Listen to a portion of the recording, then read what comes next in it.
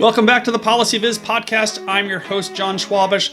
On this week's episode of the show, I'm really happy to chat with the Washington Post's Philip Bump. If you don't know Philip's work at the Post, you really should, because it's a great combination of politics and the economy and, of course, data visualization. And recently, Philip started a new newsletter called How to Read This Chart, which I thought when I first signed up for it would be about his work at the Post and maybe some of the more deep dives into some of his columns and maybe some things that didn't make it to the Post site but are sort of on the cutting room floor. But it's really a deep dive into data visualization, and it's not necessarily about tools and how to go from step A to step B and build something, but it's really about his process and how he thinks about creating a visualization that can work and communicate the stories that he's trying to tell, which again is primarily about politics and the economy and other breaking news. So I think it's a really interesting conversation. I was really fascinated to hear about how he thought about building this newsletter and how he thinks about making arguments and telling stories in his columns and in the newsletter as well. So I am going to pass it off to that interview with Philip Bump, and I hope you'll enjoy this week's podcast. Hey, Philip, good afternoon. Welcome to the podcast. Good afternoon. How are things? Good. How are you? Good. I mean, it looks like we're heading into spring here. Long last, yeah. I mean, it does feel like it wasn't a bad winter. It just feels like it's been going on forever. Yeah, I mean, every winter's inherently bad. But, Yeah. I love snow. Don't get me wrong. I'm from the snowbound from Rochester, New York. Oh, okay. So I'm from Buffalo, so I didn't even know that. So nice. Oh, man. Nice. Two Western New Yorkers. Western New York connection. That's it. So yeah, you gotta love, you get to about October and you're like, I wish it would snow. Right. And then by February, you're like, okay, to hell with this. Let's and then for us, we still have another 4 months to deal with. Of course, right? Yes. Right. Then you get those glorious month and a half, and then you're back to it. Yeah. Okay. I mean, I think it was a few years ago where we had enough snow where we could build the igloos at the end of the driveway. Oh, nice. Which my kids aren't familiar with, but that's how I grew up. You just have this thing for months that you could just keep building on, and that's right. Snow forks, that's just the way it is. Yeah. All right, well that's a good start. The Western New York connection. So thanks for coming on the show. I want to chat about a variety of things you've got going on. I wanted to start with your basic day job, because it seems like kind of the perfect job for someone who's into politics and the economy and data visualization. And we'll come to the newsletter in a little bit. But is this where you always wanted to be? No, it's interesting. So my dad is a sports writer. And so I grew up both going to a lot of games, Rochester Red Wings, Buffalo Bisons on occasion as well, back in the day. So he was a journalist, but I never sort of foresaw myself going into journalism.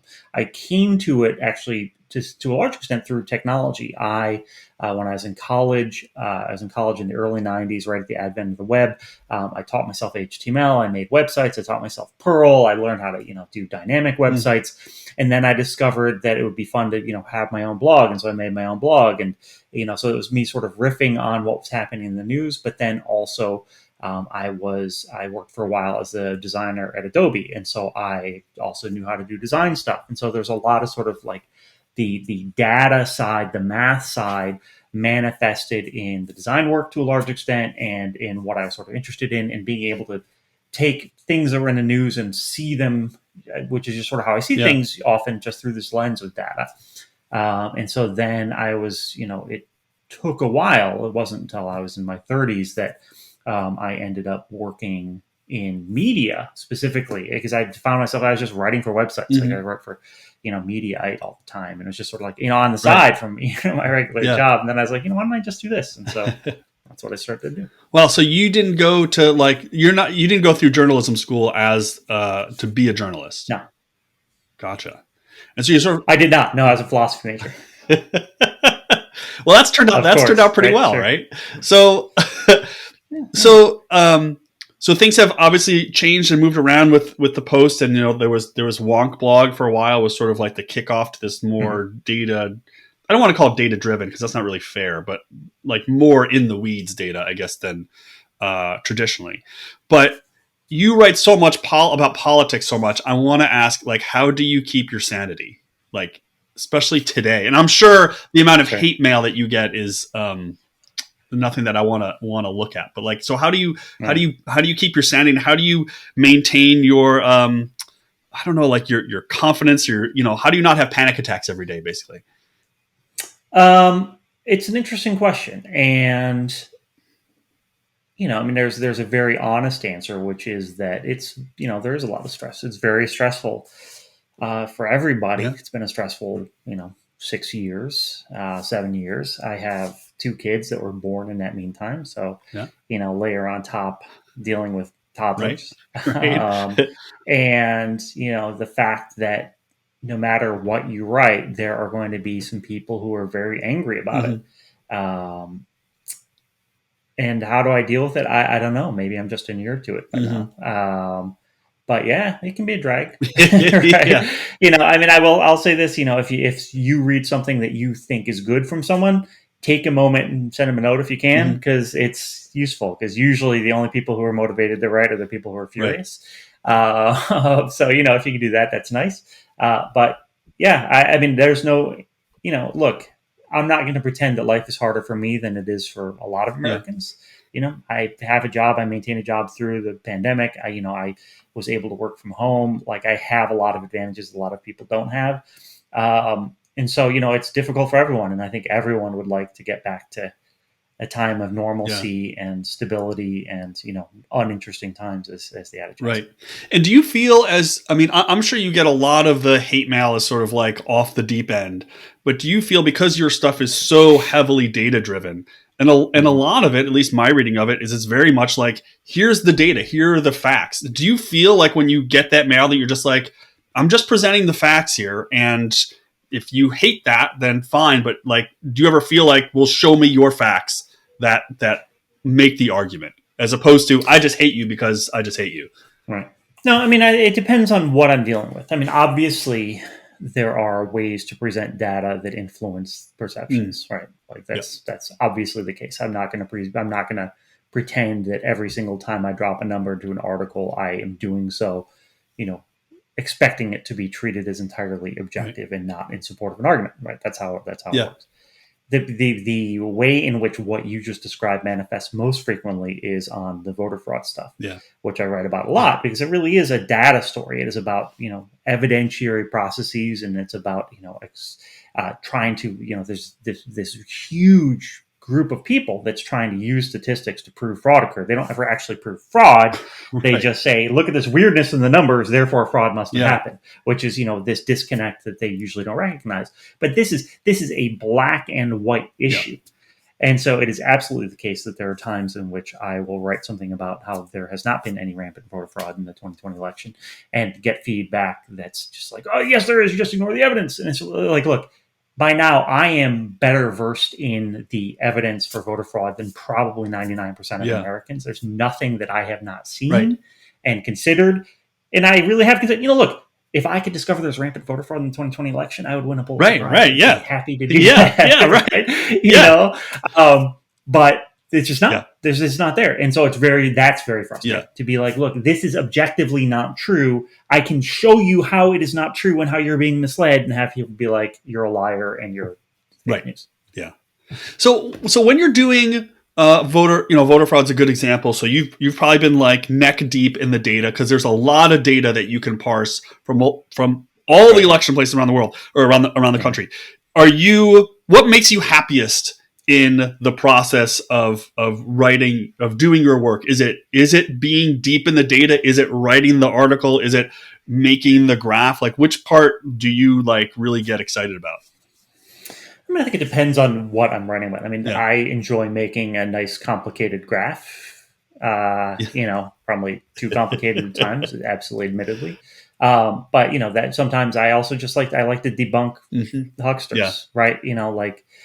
This guy Douglas Frank, who's this math teacher from Ohio, who puts together all this total nonsense. I don't know what words I'm allowed to say in this podcast. Total nonsense about voter fraud, and it's fun to pick that apart and be like, look, this is stupid, and here's why it's stupid.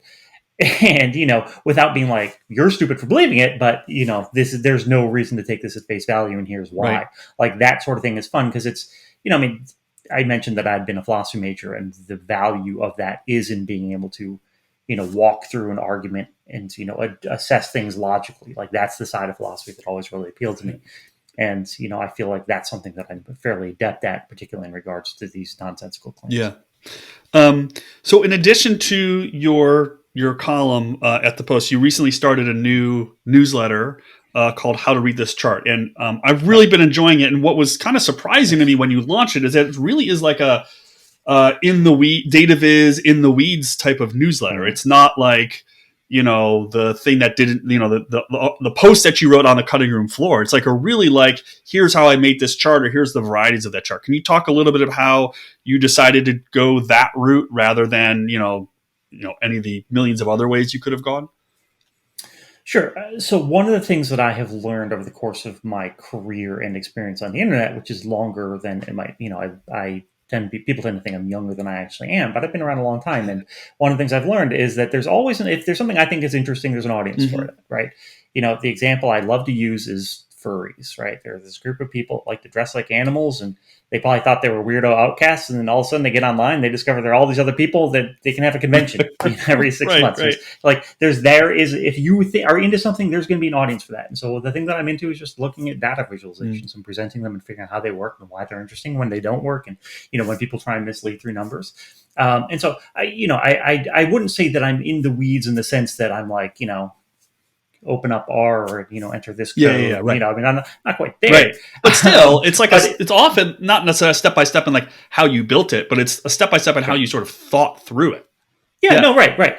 Because part of the goal here is to have people be more confident in figuring out how does they want to actually present data, right? So I don't want it to just be, here's a cool chart from the Financial Times that you can never ever replicate, but rather it's like, here's why this works. And even if I don't say, this is precisely how you can make this chart, although I have at times offered tools to allow, including a nice tool that you'd made, that allow you to sort of replicate some of this stuff. I do think it's valuable nonetheless to say, here is a different way of thinking about how you can present this data. And the thing that I go back to, and, every single newsletter, someone's like, oh, you should read Edward Tufte, which I have. And I've been to one of his seminars. And I actually put that in one of the newsletters. It's like, hey, everyone, I've seen him. I'm familiar with him. And then, of course, people didn't read that one, or they sign up later and like, oh, you should. Anyway, the thing that he did at his seminar, which was really, really eye-opening for me, it's smart in a way that you might expect. And I assume everyone who's listening to this knows. I'm sure everybody. Anyway. And everybody listening to this simultaneously has gone to his seminars and also hates it. Yeah, right. Okay, great. Yeah. Okay, so anyway, the thing that I thought was really smart about it is he starts out in the morning and he goes through all this really fascinating stuff, the stuff with the O-rings and yada, yada, yada. And it's really a great assessment of it. And then, well, at least when I was there, which was, probably 20 years ago in San Jose, you come back, you go to lunch and you come back, and then it's just all about how to do nice charts or PowerPoint. Yeah. And at the time I was like, well, that's so hokey. But then I'm like, oh, but of course, all these businesses are going to pay their people to go and take this, right? And so they get this. But it's also valuable, right? It's valuable to people to be like, oh, okay, that's cool how he did that thing in PowerPoint. Right. And so I want to sort of both inculcate an appreciation for data visualization by making it so it's not intimidating, but at the same time also offer something of use so that people actually can take away something that they can actually apply in their lives. And do you try to watch the data viz field in terms of just the general conversations that are happening on Twitter, or are you just kind of more on the media side, the conversations around data viz, maybe on the media side of things? Yeah, no, just on the media side. I mean, I'll come across stuff usually. And I absolutely encourage people to send me either good or bad data visualizations for the newsletter, just because it's useful. Yeah. But I come across interesting stuff every week, and then I'm like, okay, this is what I want to focus on. Right. So that's what. Yeah. Yeah, it is in part because I came to graphic design data visualization as being self-taught. I've never been sort of part of communities in that way, right? Which is probably short-sighted, but I think that's probably the rationalization. Well, I've had more than 200 episodes of this podcast, and I don't think I've had two people come to the data viz field from the same spot, right? You're from philosophy. I've had, astronomers on the show. I've, had all sorts of different people. So yeah, it's interesting, and it's interesting how people think about their process of working their way through, through the process of visualization. I'm curious, when you saw Tufte 20 years ago, did he have the white gloves with the Galileo book, or did he get that book later? Oh God, I don't remember. I don't remember. Is that how you say it? I always thought it was tough. I always said Tufty, but Uh-huh. I'm sure he would be happy to tell us what the right way is. Right, he'd give us a little chart about why the pronunciations Right, and right. various times of year and so on. So I know you don't talk about this in the newsletter, or at least haven't yet, although I feel like I saw maybe a tweet from you the other day about the tool set that you use. And so maybe you could talk about, I know you started Adobe, so I'm guessing you're deep into the Adobe suite, but are you like a coder on top of that? Are you an Excel guy on top of that? And then how does that intersect or not with what's going on the graphics desk at the Post? Sure. Great question. So it is a little embarrassing because I'm like, it's all like ad hoc and bespoke, really. I mean, I said I taught myself Perl. I still use Perl a lot to like parse data because I'm just familiar with it. I can do it really quick, right? Yep. Who the hell? I mean, no one uses Perl. I do most of my charts in Illustrator because I know how to use Illustrator really well, and it's good. And I mean, I don't. I do. Visualizations. I do coding. I'm actually working on something right now that is, just basic JavaScript display using Canvas and HTML and so on and so forth. So it's just like, it's tool. It literally is just tools. Over the course of my career, I've just been like, oh, that's cool. How do I do that? And then I taught it to myself. Right. And so there are massive holes that I don't, I'm sure I could be much more efficient if I use certain things, but again, I'm old. And so I can sort of set my ways but I can do stuff fast. And so those are the tools I use. There is this thing that I pitched actually in the newsletter last week called rawgraphs.io, which takes data sets and churns out really quick different sorts of visualizations in different styles that they can export as an SVG and then bring into Illustrator as well. So I do that. I use that a lot as well. That's a tool I really recommend too. And is that for do you use raw graphs for more of those bespoke? I mean, a lot of raw graphs is more of those bespoke, sort of off the standard thing. They've got the Sankeys and alluvials. Right. So are you using the charting engine in Illustrator, and do you hate it as much as everybody else?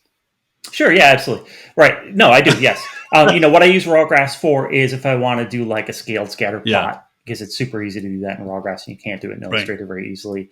I just, how when it's like having an old crappy car and you know how to make it run really fast and you know how to maintain it, you know what to do and what not to do. That's how Illustrator is for making graphs. And I've had this crappy car a long time. And so, I know how to make it work. No, I hear you. I've been trying to do some Tableau learning this year, and it's like all these little things where I'm like, this makes no sense. And then I'll talk to someone who's, great at Tableau. They're like, well, it's an obvious fix, but like if you've never driven that car before, you're like, where's the turn signal? But this also goes back to your other question about the graphics desk. I actually don't work with the graphics desk at the Post, which is absolutely at times been a frustration to them. And if any of them are watching, I apologize for having been a frustration. But, it is, we're talking about a very specific product here. And so I tend to do mostly just static images because, that's obviously the Post heritage. Right. But it's easier, I don't have to get in and, I don't have to figure out, I don't have to figure out scaling based on devices and all that nonsense. And so are the various parts then of the Post broad enough where they're not that I'm assuming is where the graphics desk would be maybe concerned about the branding and the look, that everything's sort of consistent just because there's so many different verticals?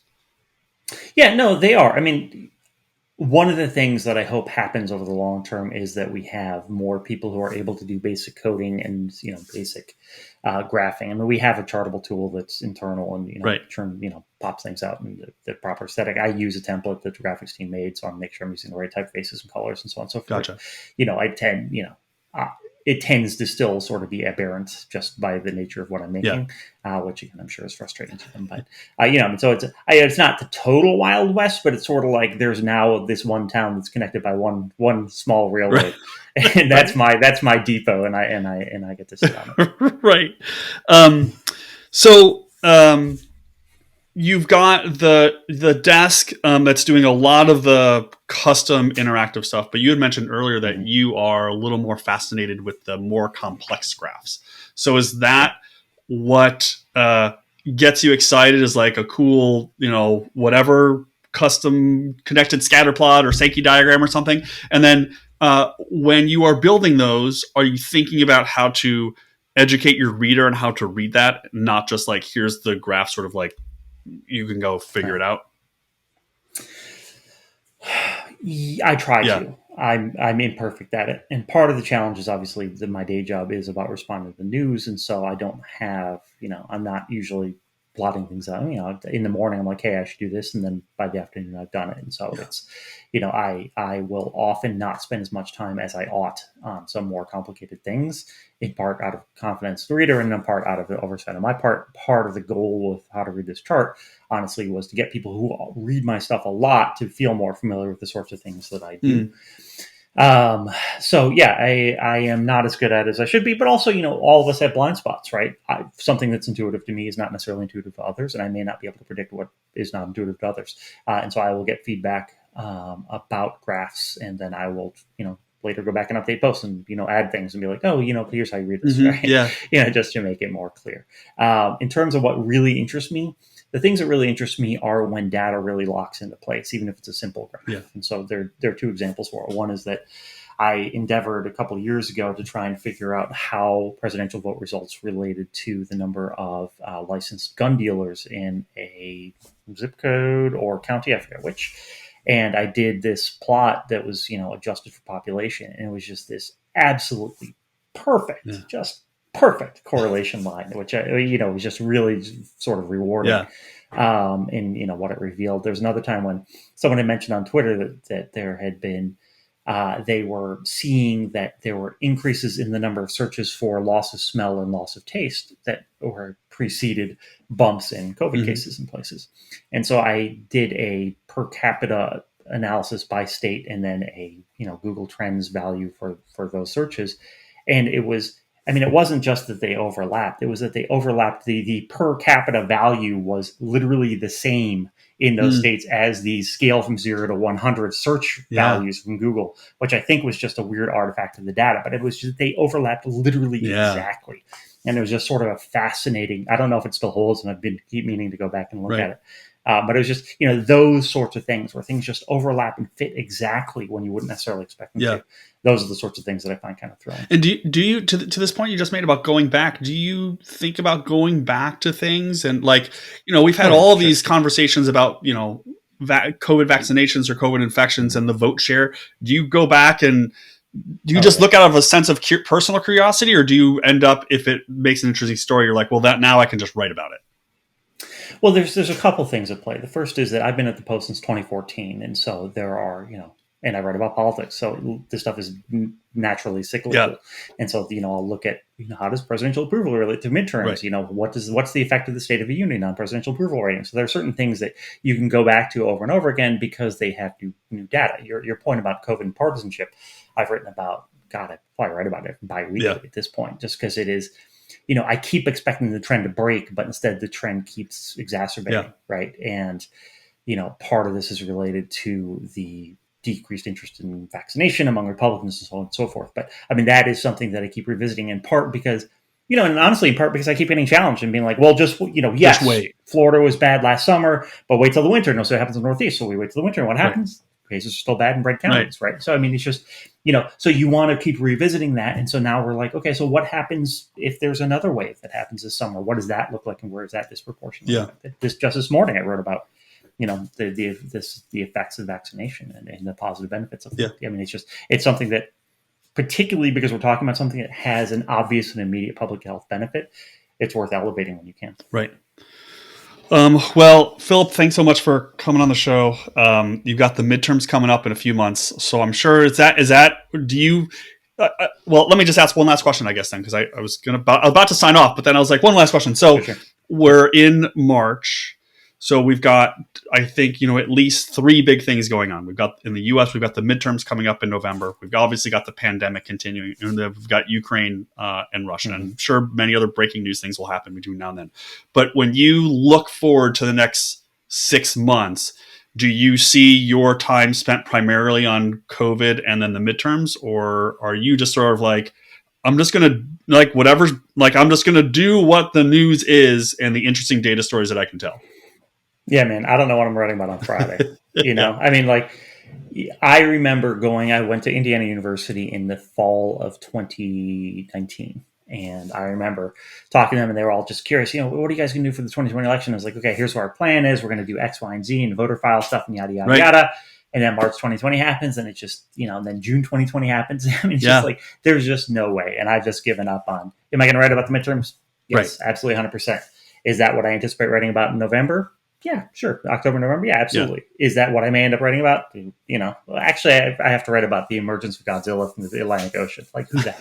Right. So the way things are going, we might have to see that article. So, yeah, I mean, you never know. Yeah.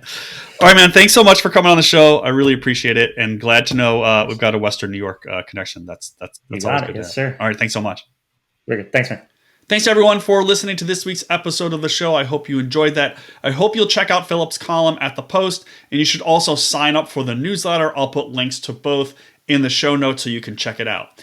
If you'd like to support the show, I've got a number of new ways that you can interact with me and you can support the show financially. You can go over to my Patreon page where we now have just a single $5 tier. So for $5 a month, you get a sneak peek at who the guests are coming up, and you can even send me some questions. That's one way you can support the show. Another way you can support the show is through my paid newsletter, where you can get some more behind the scenes work. You can even get on a Zoom call with me. I'll be setting these up every month for paid subscribers, so you can get on Zoom call with me and we can chat about whatever it is you want to chat about, primarily data visualization, maybe some specific challenges you're having, maybe some ways that you're thinking about solving a data visualization, whatever it is, you can check that out. And the other way you can support the show is heading over to the Winnow app. The Winnow app is a new tool in which I am sending out 2 or 3 text messages per week with just a little clip of a visualization I think did a good job in just one kind of tiny aspect. Maybe it's a good label, or